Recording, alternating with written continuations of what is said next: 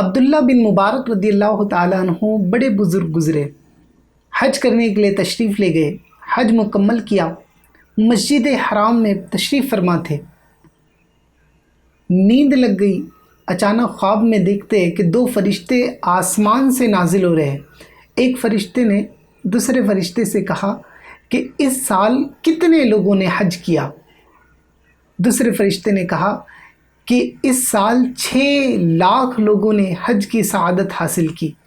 پھر کہا کہ اللہ نے کتنے لوگوں کے حج کو قبول فرمایا ہے؟ دوسرے نے کہا کہ اللہ نے کسی بھی شخص کے حج کو قبول نہیں فرمایا۔ اتنا سننا تھا، حضرت عبداللہ بن مبارک رضی اللہ تعالیٰ عنہ بے چین ہو گئے۔ آخر کیا بات ہے؟ لوگ دور دور سے سفر کر کے حج کرنے کے لیے آتے، لیکن اللہ نے کسی کے بھی حج کو قبول نہیں کیا۔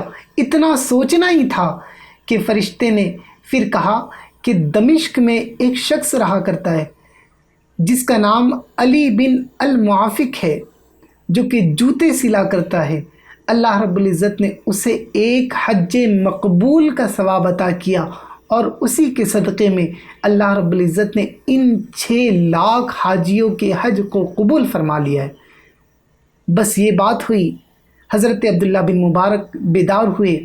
اب خواہش ظاہر کی کہ میں دمشق میں اس شخص سے ملاقات کرنا چاہتا ہوں جس کی وجہ سے اللہ رب العزت نے ان لوگوں کے حج کو قبول فرمایا ہے۔ لہٰذا زاد راہ باندھ کر حضرت عبداللہ بن مبارک نکل پڑے، دمشق پہنچے، اس کے گھر گئے، علی بن المعافق کے گھر پہنچے، سارا ماجرا بیان کیا، وہ خواب بھی بیان کیا، اور پھر کہتے ہیں اے علی بن المعافق، مجھے بتاؤ تمہارا کون سا ایسا عمل ہے جس کی وجہ سے اللہ رب العزت نے آپ کو ایک حج مقبول کا ثواب عطا کیا، اور اسی کے صدقے اللہ رب العزت نے 6 لاکھ لوگوں کے حج کو قبول فرمایا ہے۔ جب یہ بات کہا، اب علی بن المعافق چیخ کر بے ہوش ہو گئے۔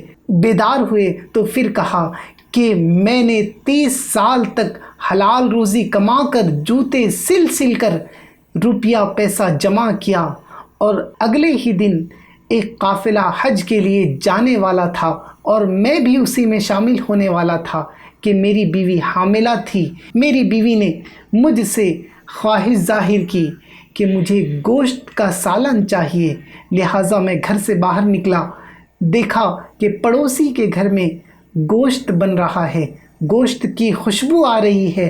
اسی کی خوشبو محسوس کر کے میری بیوی نے خواہش کا اظہار کیا، لہٰذا میں پڑوسی کے گھر گیا اور جا کر کہنے لگا کہ میری بیوی حاملہ ہے، میری بیوی کی خواہش ہے کہ وہ گوشت کھانا چاہتی ہے، مجھے کچھ گوشت کا حصہ دے دیجیے۔ لہٰذا پڑوسی نے جب یہ بات سنا تو زار و قطار رونے لگا اور کہا اے علی بن المعافق، میرے گھر کا حال تو یہ ہے کہ ہفتہ ہو گیا میرے گھر میں چولہا نہیں جلا، بس قریب تھا کہ میرے بچے مرنے کی قطار پر تھے، بلک بلک کر رو رہے تھے، مجھے یہ پسند نہ آیا، میں شہر کے اس حصے میں گیا جس جگہ میں مرے ہوئے جانور ڈالے جاتے ہیں، وہاں پہنچا تو دیکھا کہ ایک گدھا جو کہ مرا ہوا ہے، اس کے جسم سے کچھ حصہ گوشت کا نکال کر اپنے گھر لے آیا، اسی کو بنایا ہے۔ یہ گوشت میرے لیے تو حلال ہے، لیکن یہ آپ کے لیے حلال نہیں ہے۔ جب علی بن المعافق نے یہ بات سنی، فوراً گھر گئے اور 30 سال کی جو محنت کی کمائی تھی، جتنا پیسہ جتنا روپیہ کمایا تھا، سارا کے سارا لا کر اس غریب کو دے دیا۔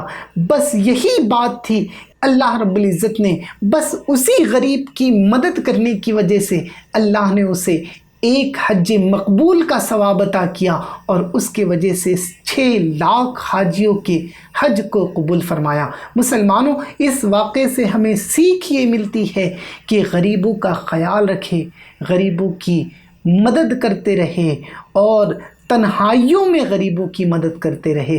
ہو سکتا ہے اللہ ہمیں بھی حج مقبول کا ثواب عطا کر دے اور ہمارے بھی گناہوں کو معاف فرما دے۔